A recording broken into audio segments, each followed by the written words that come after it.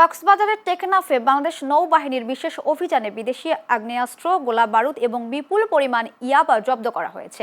রোববার রাতে গোপন সংবাদের ভিত্তিতে টেকনাফ উপজেলার ফুলের ডেইল এলাকায় অভিযান পরিচালনা করা হয়। অভিযানে ওয়ারেন্টভুক্ত আসামি ভুট্টু সাইফুলের সহযোগী এম দেলোয়ার হোসেনের বাড়িতে তল্লাশি চালানো হয়।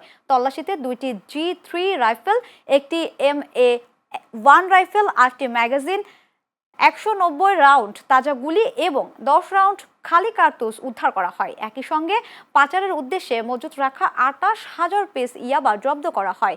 নৌবাহিনী জানায়, টেকনাফ সহ এলাকায় মাদক ও সন্ত্রাস বিরোধী অভিযান অব্যাহত রয়েছে এবং এ ধরনের অভিযান ভবিষ্যতেও চলমান থাকবে। বিশ্বস্ত গোয়েন্দা তথ্যের ভিত্তিতে জানা যায়, টেকনাফ উপজেলার নীলা ইউনিয়নের ফুলের ডেইল এলাকার ওয়ারেন্টভুক্ত পলাতক আসামি সাইফুল ইসলাম ওরফে ভুট্টু সাইফুল তার অবৈধ অস্ত্র ও মাদক উক্ত এলাকার বাসিন্দা মাদক চোরাকারবারি দেলোয়ার হোসেন পিতা শামসুল আলম এর নিকট মজুদ রেখেছে। তথ্যটি যাচাই বাছাই করে দ্রুত সময়ের মধ্যে অপারেশন পরিকল্পনা প্রণয়ন করে বাংলাদেশ নৌবাহিনী।